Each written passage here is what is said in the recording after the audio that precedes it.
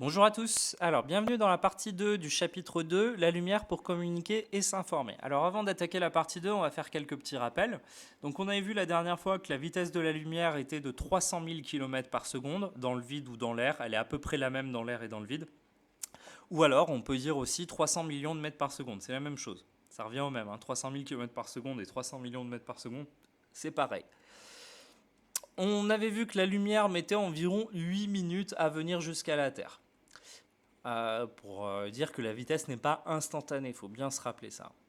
Donc la lumière pour voir le passé, partie 2. Alors, pour pouvoir travailler là-dessus, on va déjà travailler la notion d'année-lumière. Les distances dans l'univers étant tellement grandes, utiliser le kilomètre pour représenter les distances s'avère vite peu pratique. Prenons l'exemple de l'étoile la plus proche de nous. Alors, c'est l'étoile la plus proche de nous.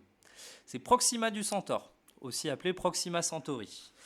Donc, distance à la Terre de Proxima Centauri, ce nombre-là. Alors, ce nombre, je pense que vous avez du mal à le lire. Pour le lire, ce que je vais faire, c'est que je vais séparer trois groupes de 3 zéros. Là, de là à là, ça fait à peu près 1 milliard. En réalité, ça fait 900 millions. Donc, ce que je vais faire, c'est que je vais dire que ça fait 40 141 milliards de kilomètres. Pour être plus précis, 40 142 milliards de kilomètres. Avec le 9 ici, on arrondit.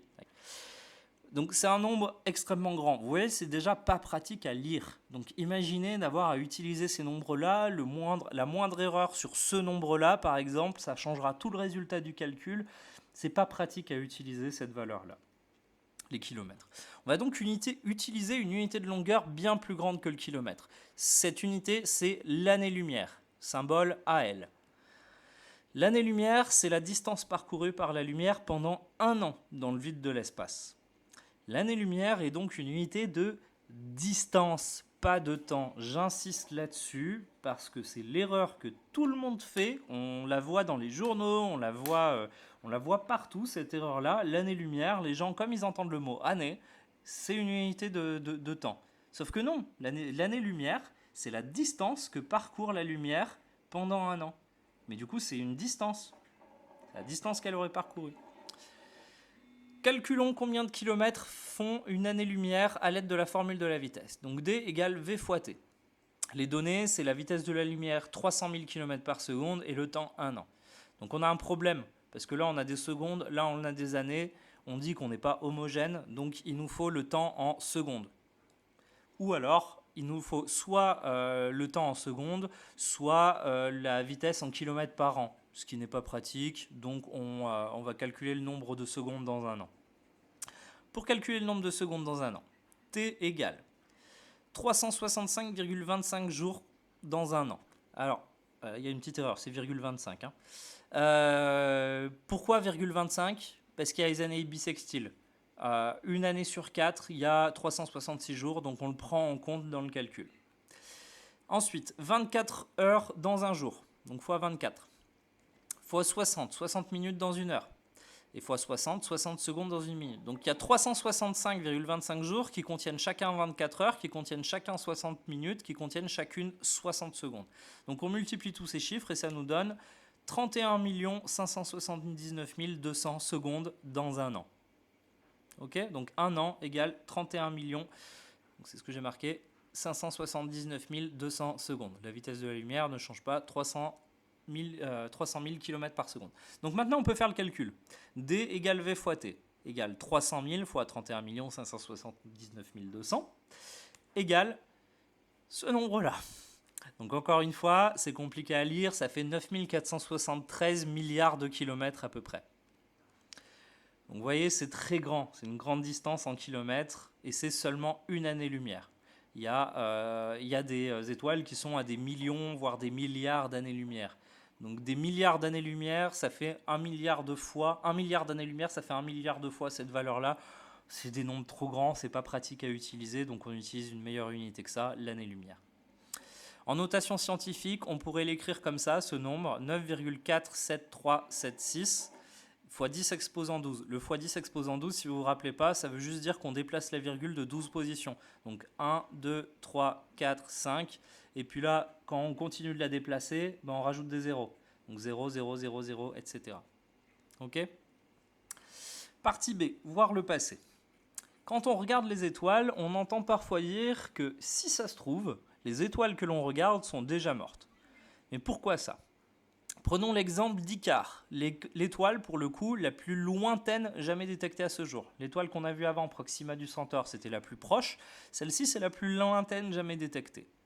Donc Icare, voilà la meilleure photo qu'on a obtenue en 2016 d'Icare. Donc c'est pas aussi précis que Proxima Centauri, forcément elle est beaucoup plus loin. Elle est à 9,3 milliards d'années-lumière, tandis que Proxima Centauri était à environ 4,2 années-lumière de nous. Alors, la lumière, pour venir d'Icare, elle met du temps. Elle met beaucoup de temps à venir jusqu'à nous. Elle met 9,3 milliards d'années. C'est pour ça qu'on a choisi l'année-lumière. C'est une unité pratique parce que c'est une distance, bien sûr, mais ça nous renseigne aussi directement sur le temps que met la lumière à venir jusqu'à nous. Si on utilisait le kilomètre, la question qu'on se poserait, c'est tiens, une étoile qui a 1000 milliards de kilomètres, la lumière met combien de temps à venir jusqu'à nous? Il faudrait faire plein de calculs pour ça, alors qu'avec l'année-lumière, on l'a directement. Ça nous le dit directement. Donc la lumière a mis 9,3 milliards d'années à venir jusqu'à nous. Pour information, l'univers a 13,7, je crois, 13,7, 13,8 milliards d'années. Donc cette étoile, la lumière de cette étoile a été émise dans les premières heures de l'univers. Donc voilà, c'est pour ça qu'on dit que observer des choses loin, c'est voir le passé. Parce qu'en fait, là, Icare, on la voit telle qu'elle était il y a 9,3 milliards d'années.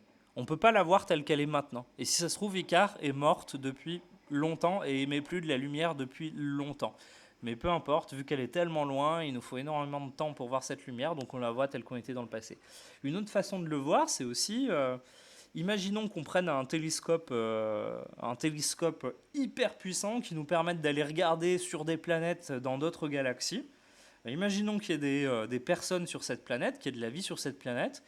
Et en fait, quand vous regarderez, ce que vous observerez, c'est pas les gens en temps réel, c'est les gens dans le passé. Vous verrez que les choses qu'ils ont fait dans le passé.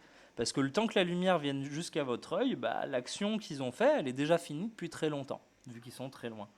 C'est pour ça qu'en fait, les physiciens, ils ont une machine à remonter le temps. Et c'est comme ça qu'on a eu des informations sur la création de l'univers. Parce que plus loin on regarde loin dans le temps. Et donc, plus on se rapproche de la création de l'univers. C'est comme ça qu'on fait pour comprendre pas mal de choses sur l'univers. C'est regarder de manière lointaine. Et quelque chose qui peut retourner le cerveau de certains, c'est que peu importe la direction où on regarde, si on regarde vers le haut de la Terre ou vers le bas de la Terre, peu importe, on regarde toujours dans la même direction temporelle, c'est-à-dire on regarde toujours vers la création de l'univers. Donc ça, c'est quelque chose d'assez bizarre, parce que si on regarde dans différentes directions de l'espace, au niveau du temps, ça veut dire qu'on regarde toujours dans la même direction du temps. Et donc on regarde toujours vers le Big Bang, vers là où l'univers s'est créé. Alors que pourtant on a l'impression de regarder dans des directions complètement opposées. Bref. Ce sera tout pour aujourd'hui. Passez une bonne journée, au revoir.